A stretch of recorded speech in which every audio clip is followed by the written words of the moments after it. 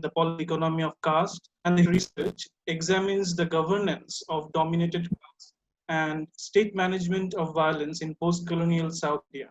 Professor Rupa Viswanath is also a member of numerous academic bodies. She has reviewed comparative studies in society and history, modern Asian studies, Indian anthropologies, and many such journals of international repute. Last but not the least, Professor Rupa Viswanathan has been a wonderful teacher shaping students like us for more than a decade now. She has taught in the Department of South Asian Studies at the University of Pennsylvania. She is currently a professor of Indian religions at the Center for Modern Indian Studies at the University of Göttingen, where she has also been the director. So without any further ado, let us all welcome today's speaker, Professor Rupa Viswanath. Thank you so much. So, is there anything I need to do to get on the screen, or? I'm fine. Okay. Okay. Thank you so much, Dr. Mondal and Professor Soumya and Tahir for this incredibly generous introduction. Of course, I am the one who is honored to be here. The students and the faculty of Hyderabad have an international reputation, justly deserved. And I'm honored to be here and to be able to talk to you. And yes, during this period of lockdown, I think it's even more essential than ever that we continue to try to have serious discussions. So I'm going to jump right into the paper, and I'm coming on the chat. Okay. So the paper is called Permanent Minorities and Political Domination, Ambedkar on Representative Democracy. And what I'm going to do today, I'm just going to describe the structure. So the paper is going to describe a critical shift in Ambedkar's thinking about representative democracy. And I think it's a shift that has been overlooked, a very important one. So I'm going to first talk about his early views on the subject, which I'm going to use his testimony before the Southborough Committee to discuss. And then I'm going to argue that the views that he held in 1919 were transformed following several decades of very bleak and bitter political experience. So his understanding of exactly how Dalits could and should represent themselves transformed completely, and the vision we find in the later work, States and Minorities, published in 1947, is much less optimistic. I will then use the example of a brilliant Dalit woman politician in the 1960s and 70s, Satyavani Muthu, to demonstrate for you that Ambedkar's later vision was quite accurate in terms of helping us understand what has happened to political representation in post-colonial India. And then finally, I will conclude by making some comparisons to Black politics in the United States. And I'll try to show you that despite the vastly different national contexts, there are some common institutional constraints on the representation of dominated minorities. Okay, so I will start with the Southborough Committee. This committee, as most of you will know, was constituted in 1918 by the colonial government to hear opinions on the design of the franchise for the new political system that was supposed to be instituted in India following World War I. Now, in this new scheme, Indians would be permitted to represent themselves in carefully delimited legislative arenas. And as I'm sure most of you here know, Ambedkar had certain ideas about scheduled castes in legislative, executive, and administrative branches of the state, and for separate electorates, so that Dalits alone would elect their representatives. They would not be elected by a caste in the majority. So this is all things that I think most of you would be familiar with. The question is, why did Ambedkar choose these particular devices? What did he think this plan of his would achieve? How would it work? So to sort of understand that, we can think about the fact that when he talks to the Southborough Committee, he claims that the government has to do two things. It has to bring together all the different opinions of the population. So in other words, all the different political positions. But at the same time, he thinks it's very important that all kinds of persons also be represented in the parliament. So all minorities. So it's not enough to just have the different ideas, represented. It also has to be the different kinds of persons. So, we can immediately sort of course, it seems obvious to us that we would want representation from all kinds of persons. But what was Ambedkar's rationale for this? How did he argue for this? And here, Ambedkar was influenced by what was called the new liberalism that had kind of emerged in Britain at this time.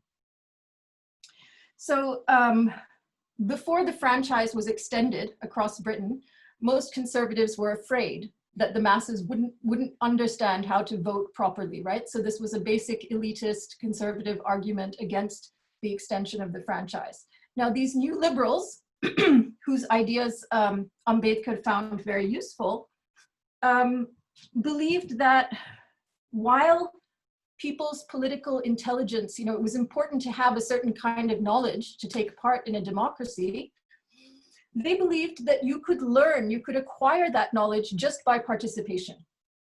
Okay, so in this vision, which Ambedkar shared at this time, democracy itself, democratic practice, was a form of education, so that the masses would, by participating, learn to become the right kind of democratic citizen.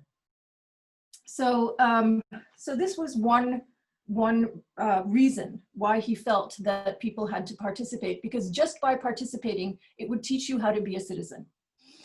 The other thing that he emphasized, so actually let me just say this. So one of the things that Indian nationalists, right, so high caste dominated groups, one of the ways that these anti-colonials had argued that they needed to have representation was an idea that if you were just following, if you were just a follower, if you were just a citizen, even if the laws of this government were just, it wouldn't be enough to teach you how to participate in government as a legislator. This is what the argument was. So Ambedkar said, well, if that argument works for elite Indian nationalists, that applies all the more so, right, for Dalits.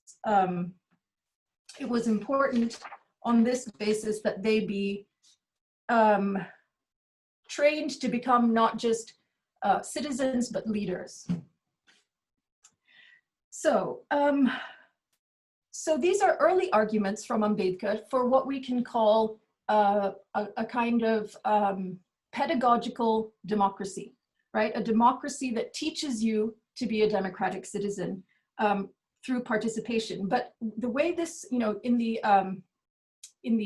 Anglophone theorists who talked about this, their concern was, bringing in the masses. For Ambedkar, the pedagogical part was also critically necessary in India because caste people also had to be educated, right? It wasn't just the masses, but it was in fact elites who required a kind of social re-education. So let me just explain that. So according to him, caste had produced special kinds of ignorance among the dominant groups, right? This was an ignorance that he said no education could remedy. It was an ignorance that derived from the fact that caste isolated people from other points of view. So you would be completely isolated in one point of view, which is exactly the opposite of models of liberal democracy, where many different views come together to produce a powerful consensus, right? So in this early vision of Ambedkar's political thinking, he to build decisions and so on would produce a more progressive society as a whole. So I'm just gonna try to share the screen and just put a quote on the screen. Just one second. So let me try this. Oh, okay. So I'm not allowed to share the screen, so I will just read the quote. This is Lohita from CDLTR. Yeah. Should I make you a co-host so that you could be able to share the screen? Sure. Yes, Yeah. sure. Just a second. Okay.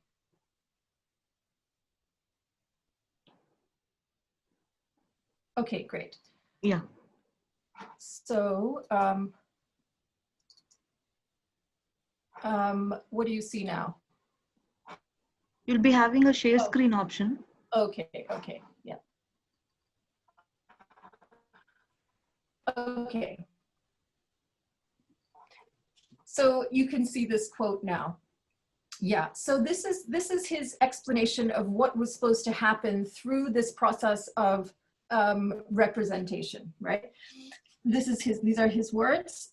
If the Hindus become re-socialized with regard to their attitude towards Mohammedans, Christians, etc., and the Mohammedans, Christians, etc., become re-socialized with regard to their attitudes towards the Hindus, or the touchable Hindus with regard to the untouchables, caste and divisions will vanish, will in return influence associated life outside the council hall.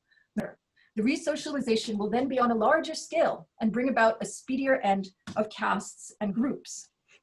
So what is Ambedkar saying here? He's saying that caste society had made Indians fundamentally antisocial, and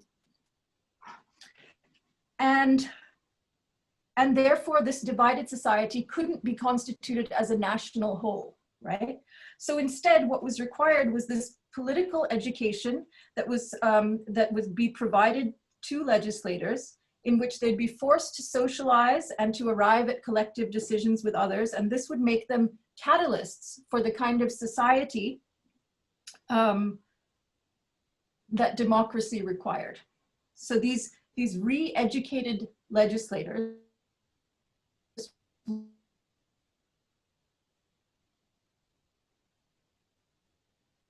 new forms of society that Ambedkar was looking at here. Now, it's a vision that very clearly hasn't really panned out. And Ambedkar offers little explanation for why he expected social interactions within the legislature to transform social relations elsewhere. So it's, in other words, it's a hopeful account. It's a very hopeful account, and it's one that I think he would soon reject. Okay, so, and indeed, actually, so this is interesting. So even in this early text, this is the sort of main picture that people are going to be re-socialized. But even in this text, you can see elements of an understanding of society that is much grimmer about its potential for transformation. So, so for instance, in the same text, Evidence Before the Southborough Committee, Ambedkar also expressed certainty that nothing would make persons act against their own interests, interests that were defined decisively by caste. So he says, quote, "A legislature is the product of a certain social condition, and its power is determined by whatever determines society. High caste legislatures," he insisted, "wouldn't pass laws undermining the bases of their own domination, right? Why would they? Indeed, quote, this is too obvious to be denied. What may happen in future can be guessed from what has happened in the past." Okay, so if this is actually how the Indian legislature would operate, what would it mean for the prospects of the main political programs that this text is advocating? Namely representation in government and separate electorates. If caste folk, if Ambedkar was aware at some level that caste folk would never legislate against their own interests, and if those interests are fundamentally antagonistic to Dalits, it would be difficult, if not impossible, for Dalit representatives, whether elected separately or not, to ever pass legislation in their favor. Okay, so I just want to digress for a moment and say something about this idea of interests and antagonism. So in the kind of liberal common sense about what happens in these legislative bodies, people come with different interests, and then those interests can be somehow, you know, additively combined, and the thing that comes out is a form of you know, consensus between people. And so the implicit idea there is that all those ideas are sort of different from each other, but not in a very critical way. They're like colors along, you know, on the rainbow. So, you know, I want a red policy, you want a blue policy, we come up with something purple. That's not what actually happens though, right? So if you think instead that one person's interests are going to directly go against someone else's, then those interests are antagonistic. No amount of talking can overcome the situation we have when we're thinking about things like land reform, right? We have winners and losers, and the winners are not going to legislate themselves out of a winning position. Okay, so this passage, this way of talking about interests, you could say that it stands in tension with Ambedkar's idea here that political representation would sort of be able to re-socialize caste folk. At best, we could say that Dalit representation could provide a kind of imperfect bulwark against a legislature whose decisions would reflect the prejudices of society as a whole, which, again, as many of you know, Ambedkar described as tyrannical, right? Okay, so there's the first part of his early thinking about representation, and I just introduced the idea that there's some tension in that early thinking, because his idea of what Indian society is capable of is slowly shifting. Okay, so now I turn to the second text, where I see a very different kind of representation being talked about. This text was produced in 1947, and it is called States and Minorities: What Are Their Rights and How to Secure Them in the Constitution of Free India. Structured as a constitution with extended justifications for each article, the emphasis in this text is not on the transformation of Indian society as a whole, but on the domination of Dalits by society and the safeguards that the state needed to provide so that they wouldn't be. What I consider to be the most definitive but most overlooked passages of the text come under Article 2. And the focus of this article is economic equality. And so I'm going to quote, again, I'm going to share the screen. I'm going to quote from Ambedkar's explanatory notes on this article. Here we go.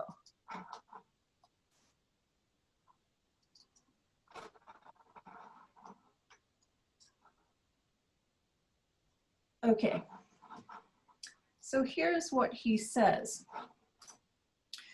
The soul of democracy is the doctrine of one man, one value.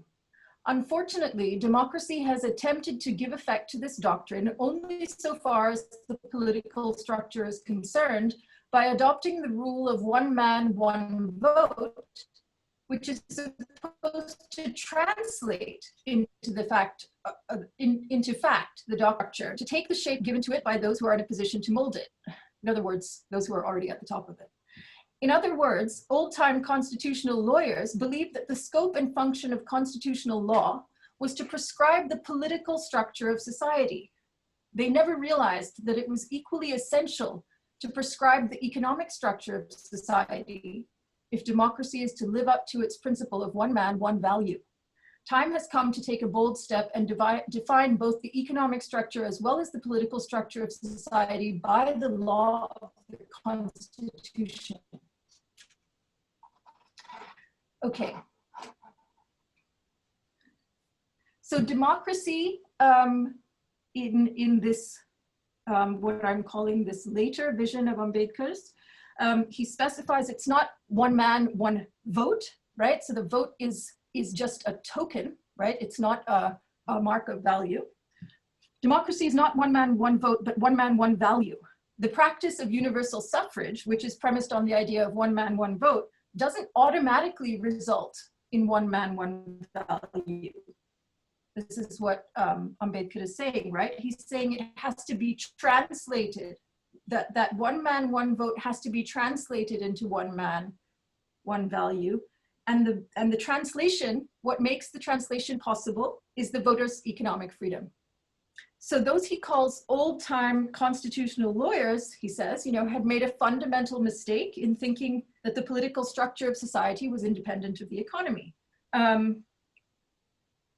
And nor could economic justice, this is very interesting, be left in the hands of the legislature, right? He wants this. Ambedkar argued that the legislature could be demographically and ideologically dominated by caste Hindus, which is exactly, it had to be made a constitutional right, and Ambedkar further set forth a complicated series of requirements that had to be met before anything related to the well-being of SCs could be changed in the constitution. So offering Dalits representation alone then, however well designed, couldn't substitute for the economic changes that were necessary for their votes to have actual value. So in the remainder of Article 2, Ambedkar outlines a series of principles of what he called state socialism, which would bring the economic and the political into proper alignment.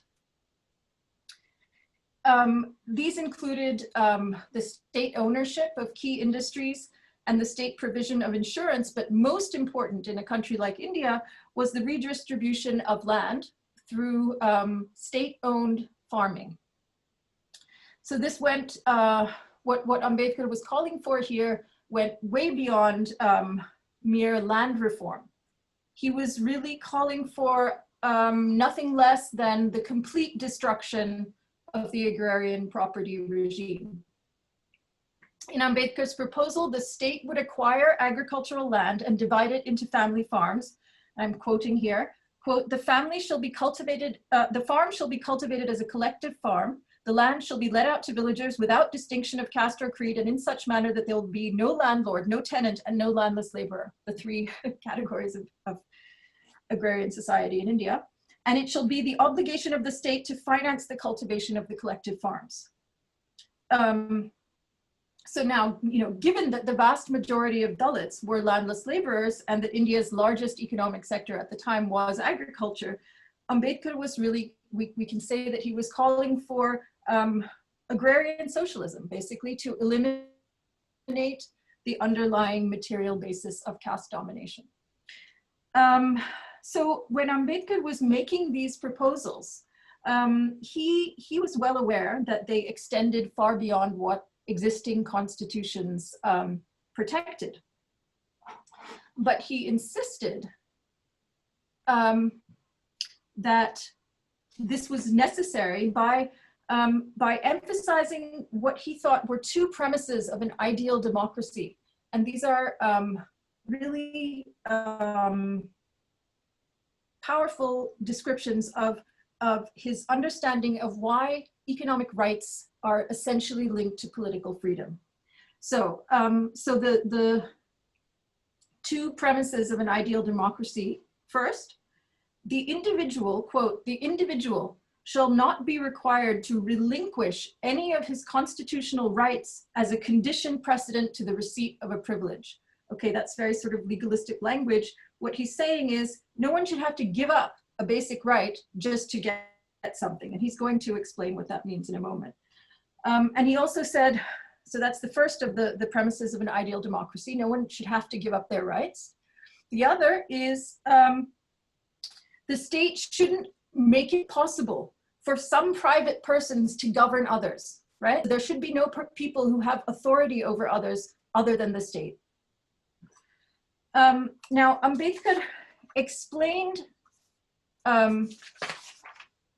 the relationship of these premises to freedom, and he demonstrates with an example how it was that a poor man's vote could be devalued. And here again, I'm going to share the screen.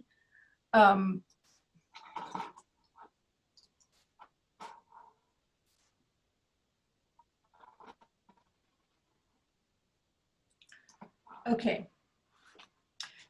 Anyone who studies the working of the system of social economy based on private enterprise and pursuit of personal gain will realize how it undermines the last two premises on which democracy rests. So the premises being no one should be able to control anyone else other than the state, and that no one should have to give up their rights just to survive. So, so he says, ask those who are unemployed whether what are called fundamental rights are of any value to them. If a person who is unemployed is offered a choice between a job of some sort, with some sort of wages, with no fixed hours of labor, and with an interdict on joining a union, this hypothetical poor person will easily give up all of those rights for the sake of as he says, how can it be otherwise? The fear of starvation, the fear of losing a house, the fear of losing savings, if any, are factors too strong to permit a man to stand out for his fundamental rights. The unemployed are thus compelled to relinquish their fundamental rights for the sake of securing the privilege to work and to subsist.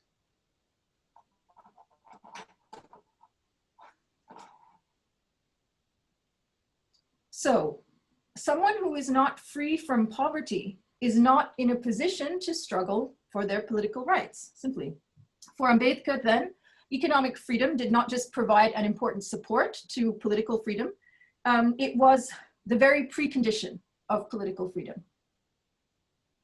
But as we know, this later vision of Ambedkar's was completely rejected. None of the economic measures from Article 2 were included in the Indian Constitution. Instead, the document contains only a series of non-justiciable directives, right, suggestions basically, that economic inequality should be controlled in some unspecified way. But this is only tantamount to ensuring that the critical translation that Ambedkar talked about of the vote to the value couldn't take place. Some people's votes would always count less than others. Some votes indeed might have no value at all. Yeah, and I just want to say here, many consider Ambedkar's vision of democracy for Dalits and Dalits' relationship to the state as beginning and ending with political representation. And I think this is, you know, this is actually a nationalist myth, right? That the Indian Constitution faithfully represents Ambedkar's political vision. The Constitution as it finally emerged, if we take these writings seriously, is not Ambedkarite. And the forms of Dalit political representation that it prescribes are simply the ones that caste society allowed to exist. It's a setup that Ambedkar correctly diagnosed as doomed to failure, advancing an illusory political freedom while ensuring economic and social domination. So I'm going to demonstrate the accuracy of this way of seeing things, this later vision of Ambedkar's, by looking at key aspects of the political career of a remarkable Dalit woman, Satyavani Muthu, whose career spanned the 1950s to the 1980s. Okay. Okay, how am I doing for time, by the way? Do we have a... Okay. It's fine, fine. Okay, great, thank you. Okay, so, so we will start talking now about the career of Satyavani Muthu. Now, when Ambedkar first proposed separate electorates, I just want to say this first because we're talking about Dalit representatives. When Ambedkar proposed separate electorates, his concern was that Dalits elected by a general electorate wouldn't be sufficiently committed to Dalit emancipation, right? These types of leaders might selfishly pursue their own political careers instead of advocating on behalf of their community. So that is a familiar sort of charge that one often hears made against Dalit leaders. But I have chosen the example of Satyavati Muthu because from my own sustained archival research on her activities within the state, it's clear that she is the kind of representative that Ambedkar might have hoped for. She consistently advocated for Dalit emancipation, both openly and in her work behind the scenes. She was nothing like, you know, the kind of puppet leader that Ambedkar feared might emerge. So the point is that if she's struggling in government, then we need to think about the structural reasons for that and not find fault with her as an individual, right? So from the 50s to the early 80s, she won elections. She participated vigorously in assembly debates. She served in the Rajya Sabha as an MP. And she was also not a beleaguered outsider. This is important. She was one of the most well-connected political leaders of her day. She was a founding member of the first postcolonial Dravidian political party, the DMK. And she was a beloved mentee of the party's first leader, C.N. Annadurai. And he, in fact, inaugurated Harijan welfare as a separate department when the DMK first came to power in 1957 and made her the minister. And she held this post for close to a decade. So she was in the most powerful role to be able to pursue the interests of her constituency, arguably.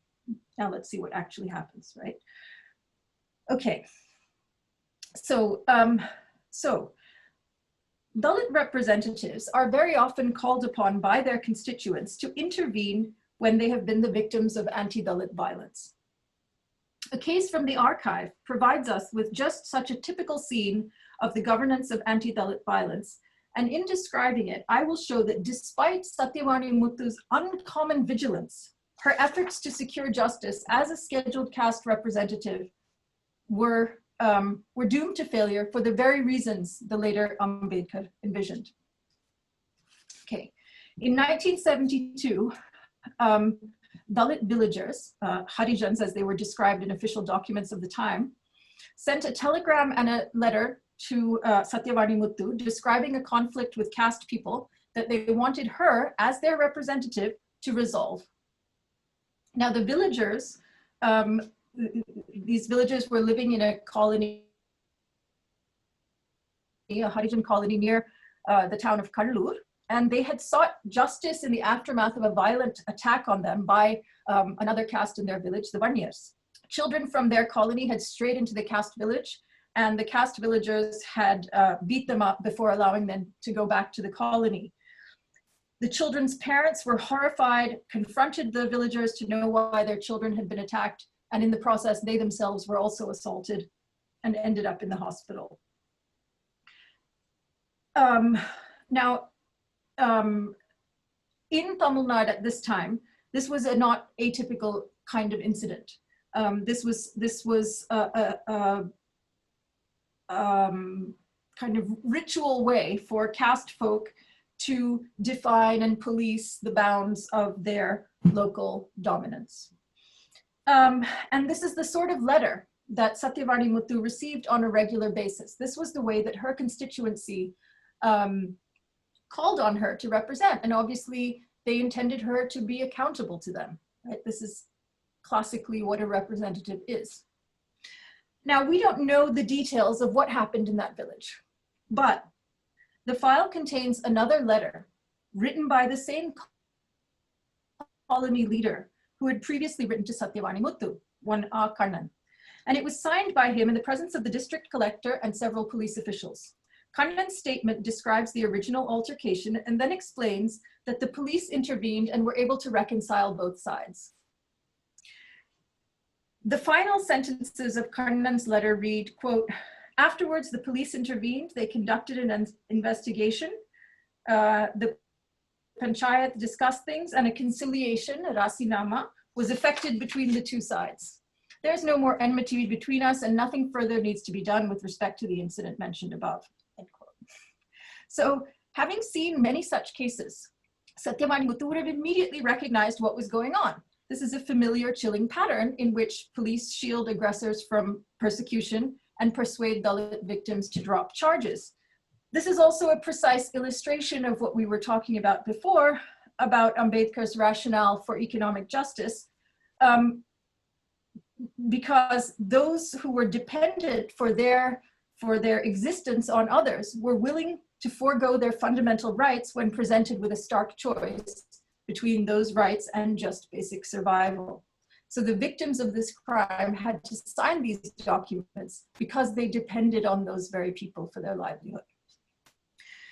So a quickly settled incident of violent harassment against Dalits would hardly have made it to a file of this level of state government had it not been for Satyavani Muthu, right? She took this as an opportunity to issue an official directive in her capacity as Minister of Harijan Welfare. And this directive instructed police that when there were cases of conflict between Harijans and others that involved violence, the police should not try to reach compromise, that the police were not neutral parties. Now, that this is so is indeed something of an open secret, but it's one that few government officials then or now would be prepared openly to admit and put to paper. The only, quote, the only effective way of discouraging the practice of untouchability, wrote Muthu's ministry, would be for the police to prosecute all the persons guilty of this offense. But unfortunately, the police are never vigilant. What we want from Harijans is not compromise with this evil, but non-cooperation with this evil. The police should be helping them in this, end quote. So this was not an isolated incident. Time after time, Satyavani Muthu found her best efforts thwarted, despite her determination, despite her close personal relations with top Dravidian leaders, and all the kind of social interaction that she had with them, the social interaction that, you know, the early, what I'm calling the early Ambedkar thought might transform society. She couldn't provide what her constituency was asking of her because the state itself was against her. Her ability to act as a political representative on behalf of the scheduled castes depended on trying to ensure legal remedies, but laws were routinely abrogated in the face of local caste power.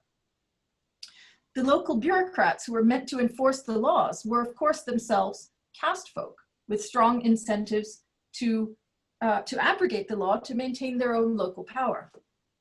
The directive she had issued would have to be overseen and obeyed by the very persons, collectors, panchayat members, police, and so on, who'd refused to follow it in this and countless other instances. And Satyavani Muthu was no doubt well aware of this. So her ability to represent, to meet the demands of her constituents was hampered not only by, you know, caste society, but by the state of which she herself was a part. Even her personal relations with Karunanidhi, Annadure, and many others were of no effect. They too were constrained by the political economic basis of caste power on which their careers depended. And the ability in turn of ordinary Dalit women and men to insist on legal rights and to wait for her to represent them was effectively undercut by their economic subordination. So there was essentially a dual limitation on political representation being able to be a success. So there was a limitation on Satyavani Muthu's ability to represent by using the state to the advantage of her constituents because the state was dominated by caste folk who were monopolizing those resources. Meanwhile, the ordinary people, the people in the village who she was trying to represent, her vulnerable constituents, were subjected to a similar kind of monopolization of resources in the village and were unable to wait for her as their representative to provide them justice because they had to give up the rights, just as Ambedkar had predicted.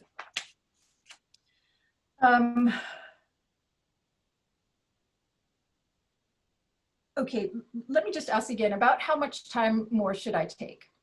Someone would tell me, like, because I made a mistake and didn't look at the o'clock.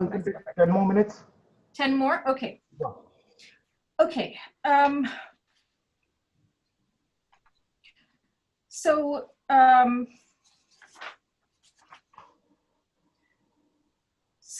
I had a few remarks to make about the nature of Dravidian ideology at the time and how she had to violate the kind of norms of talking about Tamil society that were hegemonic through Dravidian ideology, but I can talk about that in the question period. So let me just move on. So 2 further incidents from her career can illuminate what political representation of the scheduled castes entailed in her case and the underlying bases of her failure to be able to represent.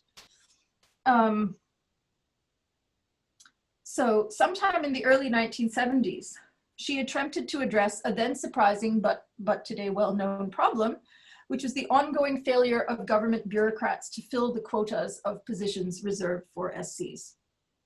As Harijan Welfare Minister, she wanted to prepare a report that would analyze the reasons for this failure and recommend policy changes. So she sent what, in the routines of governance is a very uncontroversial request. She simply asked for all the government departments for their employment and recruitment records. But with the exception of a single secretary who was himself an SC, all the others refused to give this information.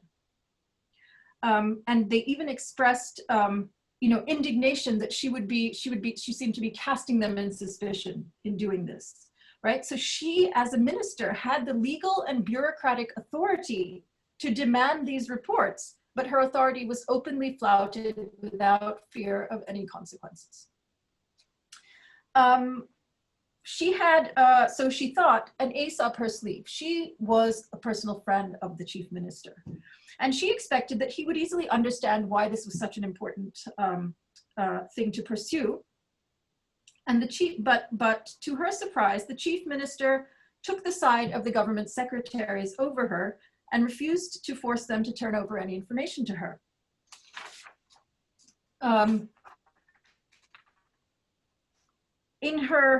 In a wonderful short memoir, which she wrote in both Tamil and English, called My Struggles, or the Poratam. But I am the political representative of the oppressed. I am the one who has promised them welfare and reassured them that their needs would be met. Are the officials the ones who give these assurances? No. We elected politicians outline our platforms, making promises to people to get their votes, and that's what gets us into office. Shouldn't we be able to act on these promises? What we learned from her memoir is that her pleas were in vain. Now again, none of this would have surprised Ambedkar in 1947. India's fundamentally anti-democratic economic constitution places hard limits not only on what the mere sharing of ideas across caste lines can achieve, but also more importantly on the ability of Dalit leaders to cultivate constituencies and to serve them. For it is not that Satyavani Muthu didn't fulfill her campaign promises, right? She simply could not. She could not successfully ensure rights. And yet, of course, in the normative understanding of the post-colonial state, these constituents were meant to depend on her. She was their representative, right? So the problems of Dalit representation are not only the problems of getting elected by caste Hindus in the first place, or of Dalits being able to elect a representative beholden to Dalits as opposed to a stooge, which were the concerns that had most often occupied Ambedkar.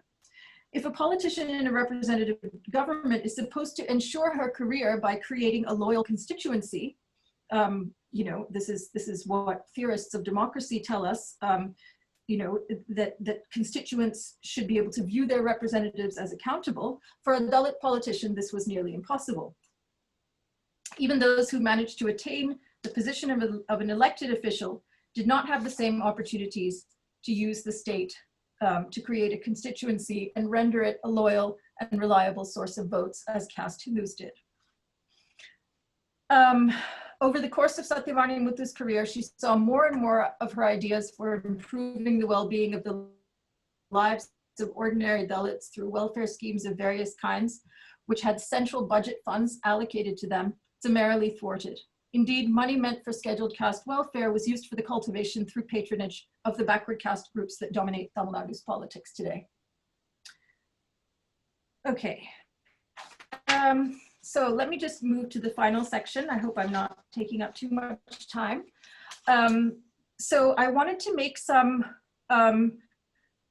concluding remarks about just comparative remarks that draw on some scholarship about African-American politics. So I took the title of this lecture, this idea, the phrase permanent minority, from the essays of the American legal scholar Lani Guinier, who used it to describe the condition of Black political actors in the US in the decades following the passage of the Voting Rights Act of 1965, which extended the franchise to Southern Blacks for the first time. As with Dalits in post-colonial India, it was assumed that Black political representatives would be able to transform the threat of a tyrannical white majority. Guinier and others have demonstrated that the range of distinct kinds of Black activism that existed during those early civil rights years, from radical to assimilationist, were successfully brought together around a consensus that the main thing to do was get the right to vote. This was the principal tendencies of the civil rights movement. The many questions that might have then arisen, as Guinier discusses this, the many questions that might have arisen, for instance, about the best kind of Black leadership or how exactly, were replaced by how many Blacks had been elected was, after all, easy to measure and was taken as an unproblematic proxy for Black political empowerment. When Blacks at first failed to get elected to ensure the return of Black leaders, rather like India's reserved constituencies, and in mainstream circles, the problem was considered solved. But as she shows, Black leaders thus elected were still minded to whites by downplaying issues of racial justice, and to make political alliances with those representing directly contradictory positions was simply shifted to another arena, the legislative body.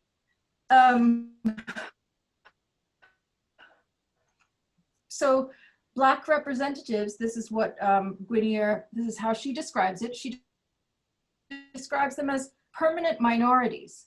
And what she means by this is, goes back to what I had said, normative liberal view about what happens in a legislature is that if you are an elected official and you, and the vote doesn't go your way, but in theory, the next time you might be on the winning side and the thing you wanted does get passed. What that doesn't allow for, what that assumes is, again, that the idea that there won't be completely antagonistic interests, right? Which make it so that some people's interests never get legislated. And that's what Guinier wants to talk about when she calls them permanent minorities, right? Their positions are always in the minority in a legislature.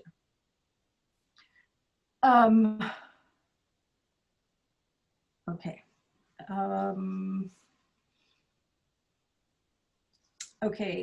In earlier work on the history of how Dalits first emerged as an object of intervention in colonial Madras, I demonstrated that the political economic subordination of Dalits was repeatedly denied in favor of attention to their alleged spiritual degradation, namely their subjection to Hindu codes of ritual purity, which rendered them untouchable.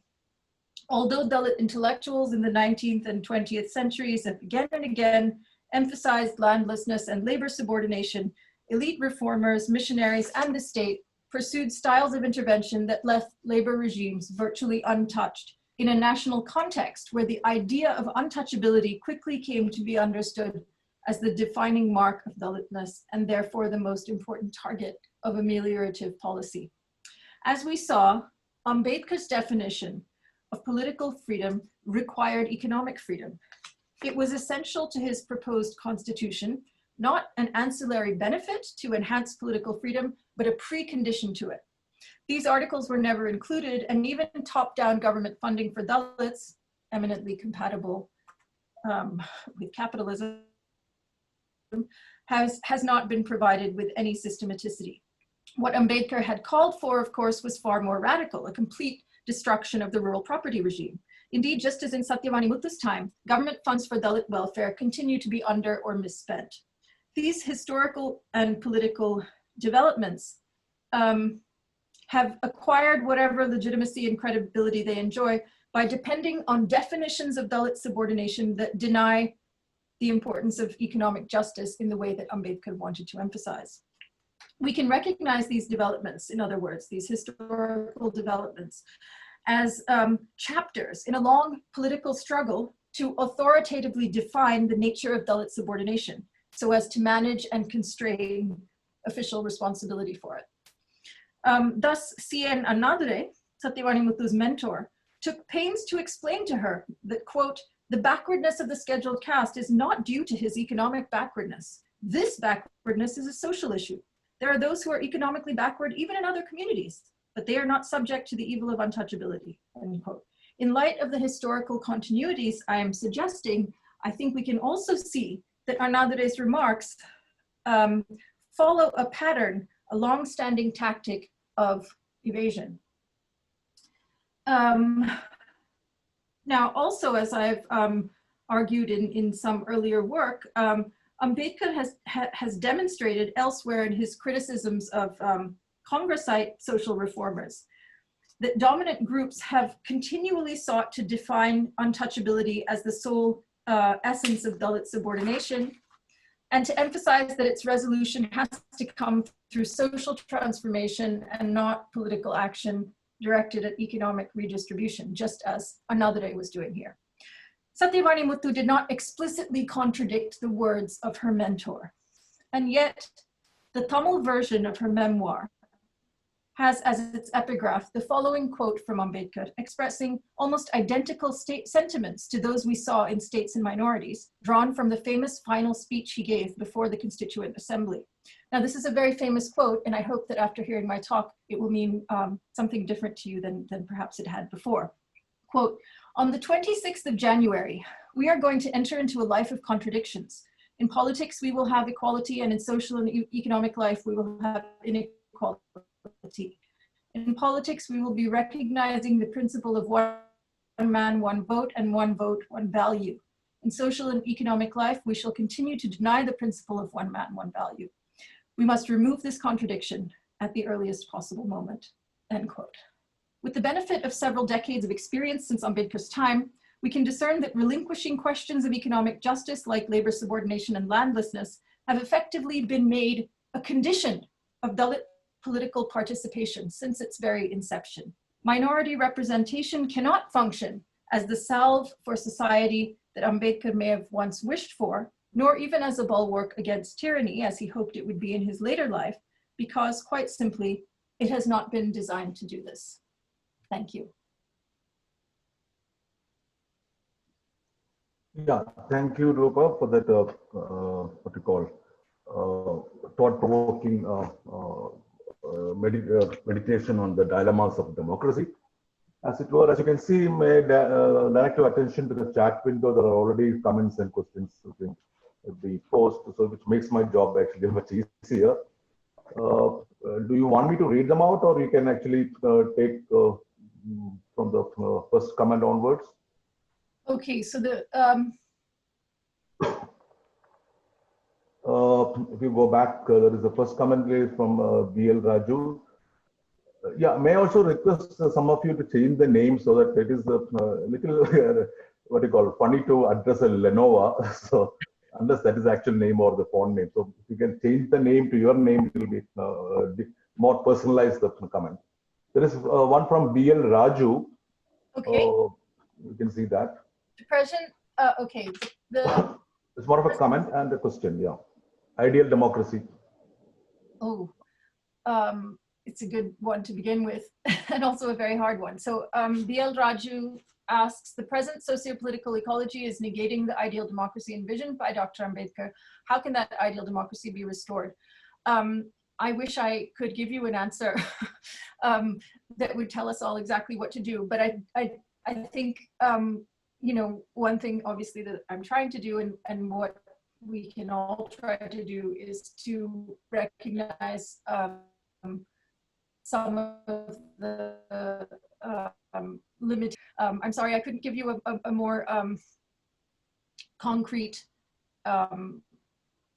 set of instructions. Okay, the next one is from Lenova. Okay. It's very clear that understanding land in just economic terms as private property is inadequate to understand the land question of tribes in India. Was Ambedkar considering this while proposing his idea of socialism or following the colonial understanding? I don't know. That's a very good question. I think one thing that is, I'm not sure exactly who this person is, but if I think they're trying to say that, you know, the whole issue of tribes in India is a very different one because it's about sort of direct dispossession, which is a distinct problem from Dalits living in caste people's villages. So there is a very different kind of set of issues that one would have to be aware of. But I'm not sure that this was what was in Ambedkar's mind. I don't think he was considering this while proposing his idea of socialism. Dr. Muralidharan has given us maybe you can just scroll down some of the questions because some of them may be connected. So instead of answering one by one, you can actually take some of them probably connects with the question, something like when you talk about caste religion, your 2014 book actually talks about caste religion and the social, as if caste and religion are outside the social or right. should be. Okay. So is that one of the questions? Some of the questions are tending towards so that. I can address that issue of what is the relationship of caste, you know, religion and the social. I mean, it's a good question. So, I mean, I see both religion and the social. At least this was my argument in the book, and I suppose I still stand by it. That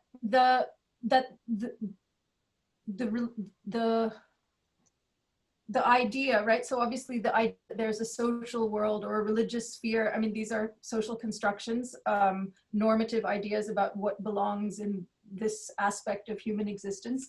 These were constructed in different ways. And it's not that this was a conspiracy, but over time, historically, these came to be the kind of slots into which the Dalit problem, you know, as elites call it, was fitted.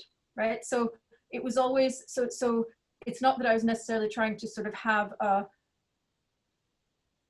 theory of religion or the social. It was just to identify how the social and the religious were seen as these kind of private realms that the state shouldn't interfere in. And what you could do with those problems was, you know, apply social movements and different kinds of remedies, and you know, people. It's like in America now, you know, corporate diversity training. You could have people sort of teaching you to think in a better way. None of this makes it a political problem for everyone. So that's the way in which I was interested in the idea of religion and the social as just forms of avoiding any kind of real redistributive response. Okay. Yeah, there is a comment from Dr. Muralidharan who seems to be talking about. Yeah, so you have, this is a quote, I guess, from from Satyavani Muthu. So yes, so it's from 1974. She says, the time has come to form a new party to fight for the rights of the Harijans. After Dr. Ambedkar, nobody has taken the cudgels in real earnest. We will form a new party, sit on the opposition benches and fight for the rights of scheduled castes. We will not let them be exploited and humiliated endlessly. So I'm not sure where you got this quote, Dr. Muralidharan, but it makes perfect sense from what I know. She started her own party. I think it was Pattor Munetra Karagam, or I have it written down, but she wanted to start her own party, and she did indeed in 1974, but just for the reasons that we've been discussing, right? That being a political candidate requires all kinds of capital, and your constituency is also of a marginalized population. It's going to be very hard to create a party that can compete in this kind of a democracy. So not very surprisingly, you know, her party only lasted for one election cycle. And it's, you know, it's incredible because she was such a powerful and active member of government for so many years, and they just let her go, you know, she wasn't valued. Yeah. So, okay, somebody asks here about neoliberalism.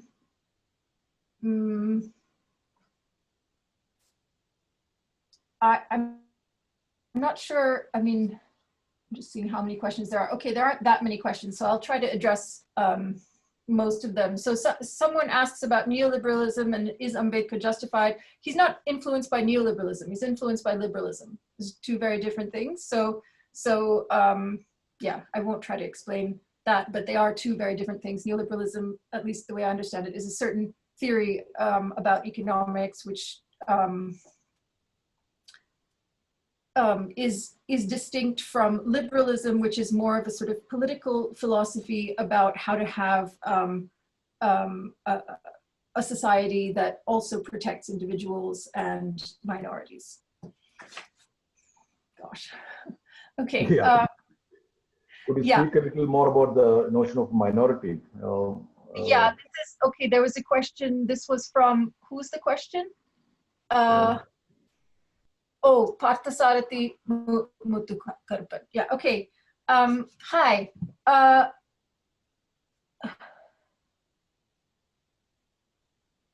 So you bring up a very good question. I'm just going to read it.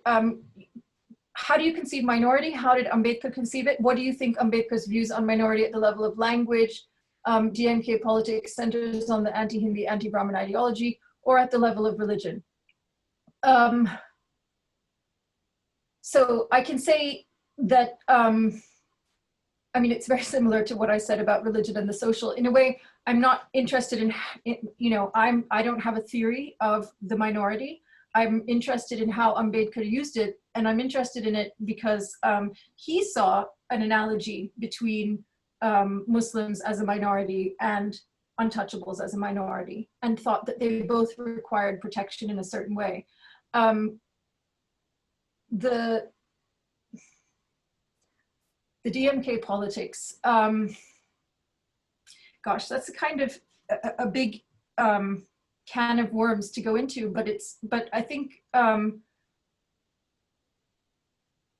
mean, one of the things that Satyavani Muthu had to contend with, right, in terms of it, so if, as Ambedkar argued, Dalits are a minority, that means if the state is going to recognize them as a minority, there are certain policies that are directed at them and so on.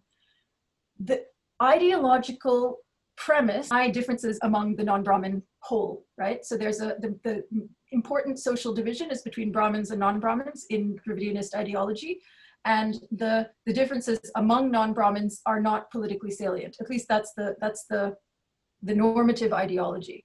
So I think in that context, what's really interesting is that you can see the DMK kind of creating its others, you know, as every nationalism has to, kind of projecting them outside and denying the salience of the minority within. Okay.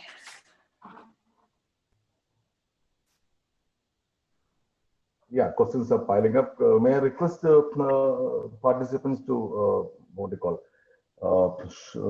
ask questions instead of essay type questions. There is something about the Northeast question from Bipin. Then Lenny has something about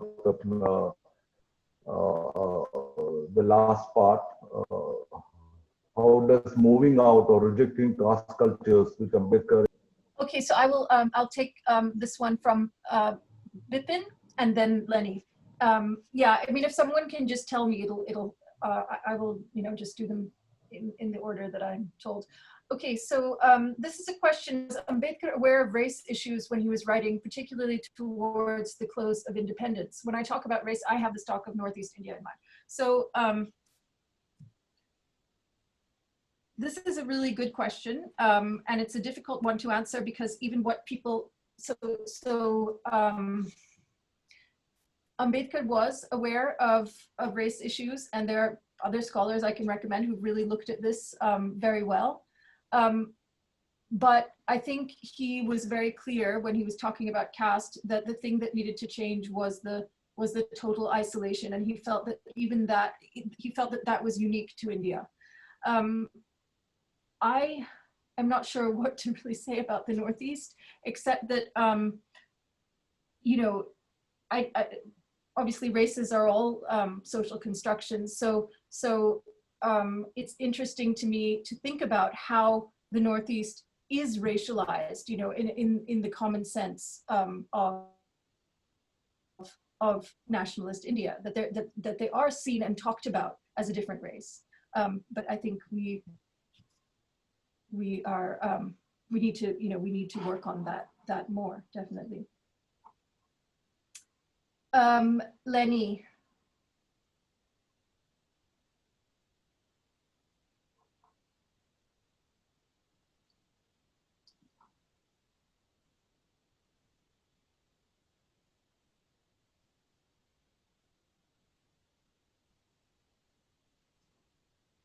Okay, this is a really good question. So should I read it out loud, or is everyone able to see? What do you think? You can just answer. I'm sure it is visible. So Lenny asks about how, he says that you're talking about sort of economic and political structures, and you foreground these, social change through political economy. Would you want to think about, okay,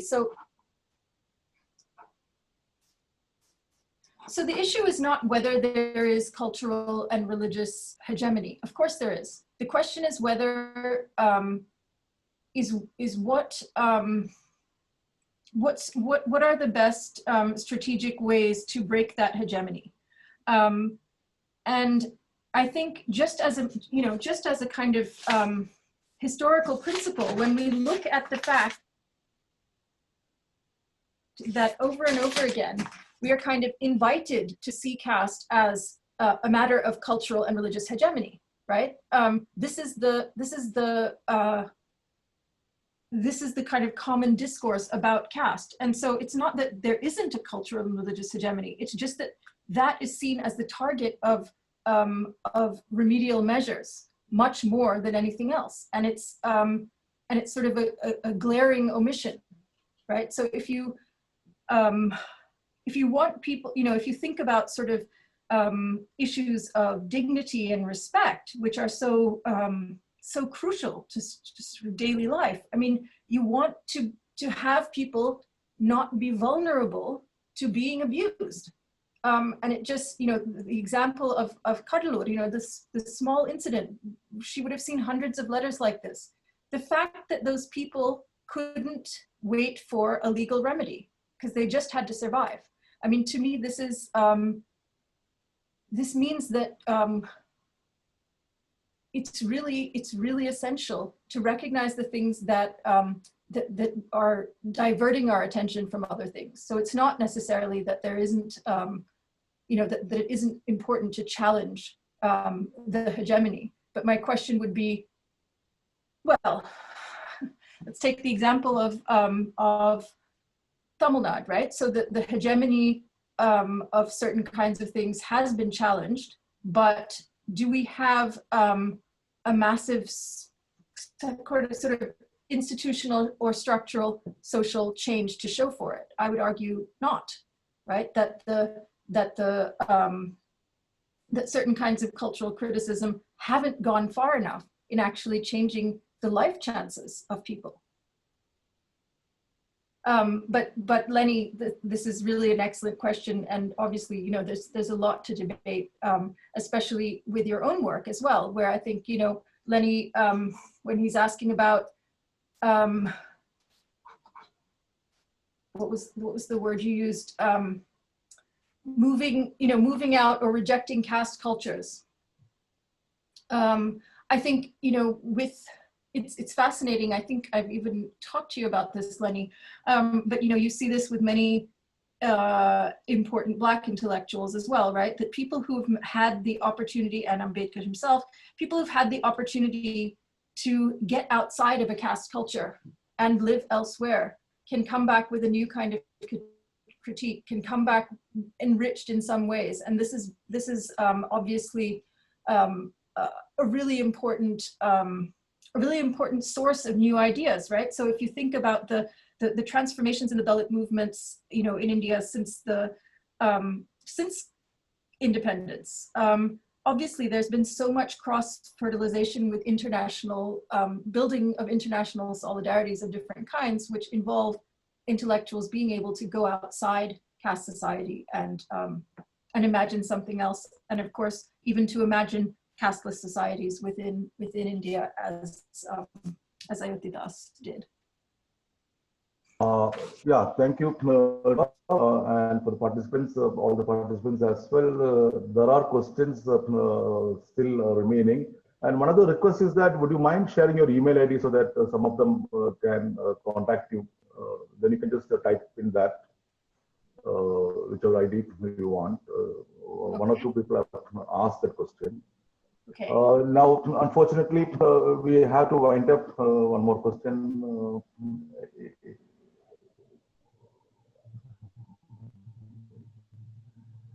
Okay, I'm just trying to, yeah, there we go. You want to respond to anything more? Yeah, sure. Let me just, I'm just filling in my email. Yeah, we will make that last set of comments a response from you, and then thereafter I will invite Tahir to do the formal vote of thanks. Okay. Because we are also using the resources of Center for Digital Learning, so staff is also involved. So okay, yeah, no problem, no problem. Sorry, just okay. So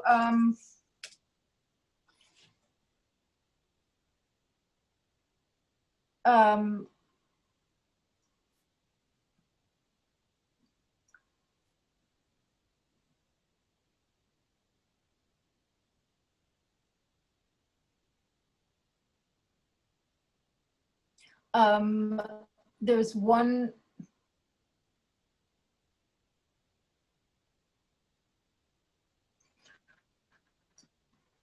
Is there a question you would particularly like answered? No, you can just do a concluding response with. Yeah, okay. Okay. You know, so there's a lot of questions coming up about Ambedkar's views on tribes, and it's, you know, it's a really fascinating and important topic, but it's not the one that I'm, you know, most conversant on, and I'm really interested in thinking about the system of representation. Let me just see, what was the.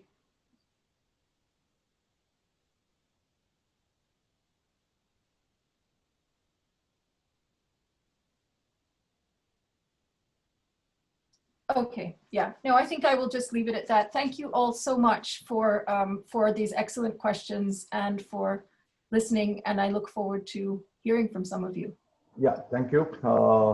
As we can see from 220 participants, we have come down to 147. So that means that it is time to stop. So I request Tahir to do the formal closing of the session. Tahir, yeah.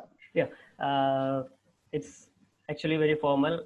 as always, vote of thanks is formal from one point of view. At the same time, it's very much needed, and sometimes you have to thank people for being there.